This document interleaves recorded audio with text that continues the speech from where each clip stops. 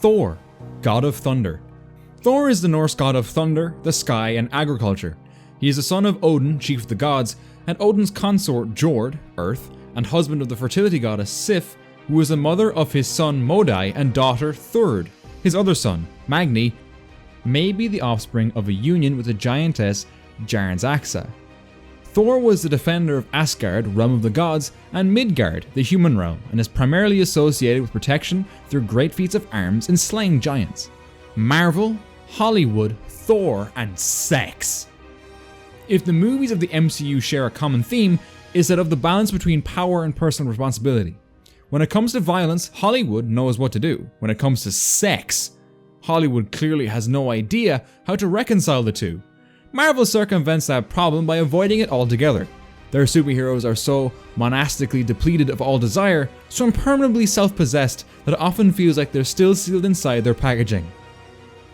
A lack of sex isn't a problem for the Marvel Cinematic Universe unto itself, but it's symptomatic of a franchise whose need to constantly resell its characters prohibits it from getting them dirty. Chris Hemsworth doesn't really like Thor: The Dark World. Chris Hemsworth revealed he's not a fan of Marvel Studios' sequel to Thor: The Dark World. The film was Hemsworth's third turn at playing the God of Thunder and the character's second solo outing. While the movies performed well at the box office, it is regarded by critics as mediocre in comparison to other films in the Marvel Cinematic Universe. Chris Hemsworth isn't hanging up Thor's hammer anytime soon. When asked if Thor would retire after the upcoming movie, Hemsworth asserted that it wouldn't be the end of his character. "Are you crazy? I'm not going into any retirement period. Thor is far too young for that. He's only 1,500 years old," he said. "It's definitely not a film that I say goodbye to this brand. At least I hope so." Who worshipped Thor? Thor was worshipped by most Vikings. He was the god of the people. He was comprehensible and could be trusted, in contrast to his father Odin, who could be completely unpredictable.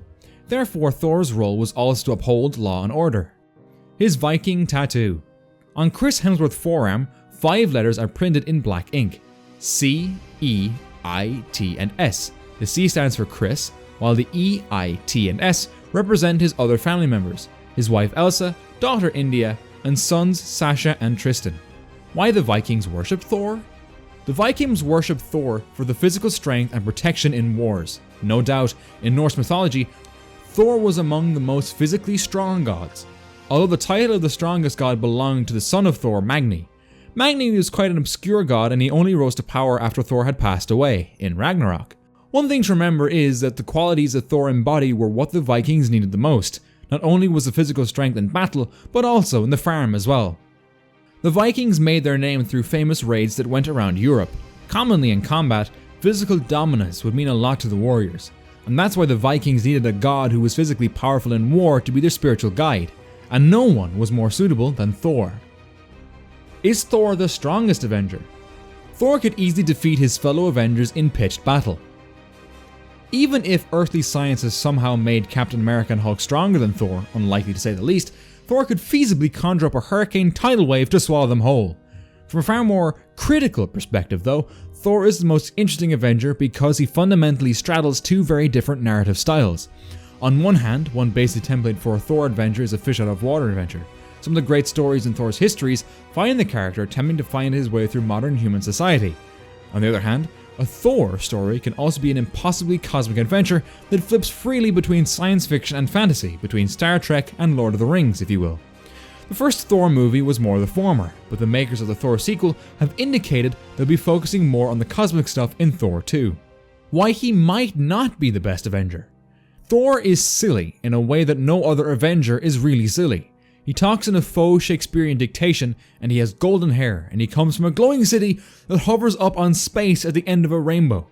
Anyone with even the slightest concern that superheroes should be cool in any sense probably finds it impossible to take Thor seriously. Their loss. Thor characteristics. Personality. Originally, Thor was very arrogant and full of himself and sought battle to prove his strength and heroism. He was also very short-sighted, acting on impulse or however he felt justified. Thor believed that he was entitled to the Asgard throne and eagerly awaited his coronation. For his reckless actions and behavior, Thor's father Odin stripped him of his powers, titles and rights, banishing him to Midgard until he proved himself worthy of his power. The plan worked, and he returned humbled and much wiser and even thanked his father for the lessons he learned. Physical appearance. Thor is a very tall and well-built Asgardian male. He has very large biceps and long, muscular legs. Fair-skinned and blue-eyed, he has golden blonde hair that grows slightly during the events of the Marvel Cinematic Universe, reaching just around his shoulders by Thor: The Dark World. His hair was shaved in Thor: Ragnarok, while forced to be a gladiator. He also has moderate amounts of facial hair. During his battle with Hela, he lost his right eye and wore an eye patch. He is given a new eye by Rocket. He wears Asgardian-style clothing, reminiscent of Vikings, complete with a Viking-style helmet, although it is only worn in his animated appearances. He wears black armor with silver circles along the torso, with silver chainmail sleeves. He has red wristbands, a large golden belt, and blue pants. In animated appearances, he wears tall golden boots. In his cinematic universe portrayals, they are the same blue as his pants. Abilities: honed agility, master hand-to-hand combatant, master hammer fighter, high-level intellect, master tactician, leader. Powers: superhuman strength, superhuman stamina, invulnerability, superhuman speed, superhuman agility, regenerative healing factor, superhuman longevity, atmokinesis, electrokinesis. Weakness: Thor has no true weaknesses, as he's immune to every known disease, toxin, illness, and ailment. However, he will eventually die of old age, as Odin himself stated that Asgardians are born, live, and die just as humans do. Though it'll probably take around 5,000 or more years. The only things that can affect him are high-level magic users, such as Odin, or beings of similar or greater strength, such as the Hulk or Curse. And the only material he seems to be unable to damage is vibranium, due to its ability to absorb and reflect vibrations, as shown when he fails to break through Captain America's shield or when he could not destroy Ultron's main body. Equipment: Stormbreaker, Mjolnir. Characters who felt Thor's hammer. Lady Sif. Sif is a warrior goddess of Asgard and the sister of Heimdall, the Watchman of Asgard. As a child, she had golden hair and was an occasional playmate of Thor, son of Asgard's ruler Odin, and Thor's adopted brother Loki. While Thor and Sif were still adolescents, they fell in love with each other. Jane Foster. Similar to the character from the comics, Thor's arc in the MCU started with him falling in love with Jane Foster, but the MCU has moved beyond that. Though the two seemed to share strong feelings for each other, their romance was ended off-screen with a few lines in Ragnarok that addressed their breakup. Putting an end to their relationship in such a way diminished its importance. For this reason, it'd be a mistake for Marvel to go back to it in Thor 4. Since Marvel has made it clear that the MCU has moved on from the Thor-Jane Foster relationship, it should stick to this decision, rather than putting them back together again. Furthermore, audiences have already seen how the romance would work through 2 Thor movies. That's why it would make sense for Marvel to pick a different character if it wants to give him a new love interest. The person who's perhaps the strongest candidate for this role is Lady Sif. Moondragon. Moondragon was someone who was meant to be a superhero, but she sided back to the Dark Forces. The move backfired though, as Moondragon completely took control of Thor and started a relationship without the God of Thunder's consent. It was a really dark time. Lorelei. Lorelei, the sister of Amoria the Enchantress, is an immature and petty goddess who desires nothing more than to be queen of Asgard and worshipped by all for her beauty. Unlike Amora, Lorelei has no interest in mastering sorcery other than to learn a few spells and potions to aid her seductive techniques. Lorelei first appeared with other gods while on a troll hunt. This attracted Loki's attention and he promised her that she would win the heart of Thor. Lorelei then prepared a love potion, which when drunk, would cause Thor to fall in love with the first woman he saw. Loki helped that when the potion worked, Thor would be too distracted by Lorelei to interfere with his plans to conquer Asgard. Enchantress. Amora the Enchantress has always had the hots for the God of Thunder. She specializes in love magic and has often tried to seduce Thor with her charms and spells. Amora has also been a constant antagonist of Thor, making things a little complicated in the romance department. Hela. She appears in Ultimate Comics' New Ultimates, telling Thor she will release him in exchange for giving her a son. The next issue has a vision shown to Valkyrie by Amora where Thor is making love with Hela, as he had no other choice. Valkyrie. The pairing of Hemsworth and Thompson generated great results, to the point where Sony teamed them up again for Men in Black International, and left fans wanting to see more of them together. After Valkyrie was left out of Avengers Infinity War, she and Thor were reunited in Avengers Endgame. Can Thor be killed? Thor isn't really a god. He's just an alien so powerful that primitive humans worshipped him as a god. He can definitely be killed, and we have seen a number of Asgardians die throughout the series. Who gave Thor his hammer? Loki.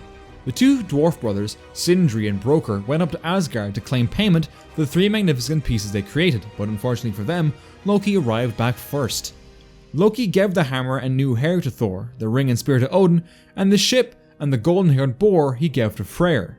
Is Thor weak without his hammer? Thor's physical strength isn't affected by his hammer. He's just as strong with it as he is without it.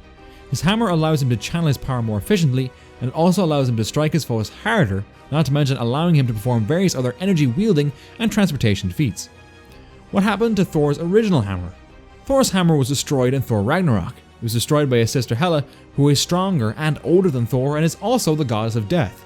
In the movie, Thor threw his hammer at her, and she literally caught it with her one hand and crushed it with her bare strength. What are Thor's greatest achievements? Defeating Thanos. In Avengers Endgame, Hulk and Raccoon arrive in New Asgard on Earth to seek Thor's help to revenge Thanos. These three, along with other Avengers, go to Titan, and upon their arrival, without any delay, Thor decapitates the Mad Titan with his axe Stormbreaker, killing Galactus. Thor killed Galactus by absorbing all of his power, then using him as a bomb to unleash all of the power cosmic to destroy the Black Winter. He killed Galactus because he lied to Thor and played him like a pawn to devour 5 unique worlds to prevent being under the service of the Black Winter again. Defeating the Destroyer. Animated by a nearby life force, it battles Thor to a standstill. Loki is forced to intervene and stop the Destroyer using lethal force when Odin threatens to kill him. Thor then buries the armor under a mountainside. Defeating Surtur. Surtur is finally defeated in combat by Thor. Thor then proceeded to launch Mjolnir directly at Surtur several more times, knocking him back. Before Thor unleashed a final blow while charged with lightning and smashed Surtur on the head. What was Thor's dream? Thor found Erik Selvig to help him to find the Water of Sights. Thor entered the pool, and lightning engulfed him as he revisited his nightmare. He saw visions of the destruction of Asgard, of the Infinity Stones, and the birth of Vision. How and when does Thor die in Marvel Comics?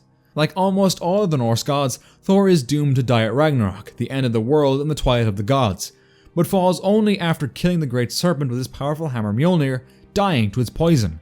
His sons Magni and Modai survive Ragnarok along with a small number of other gods and inherit his hammer, which they use to restore order.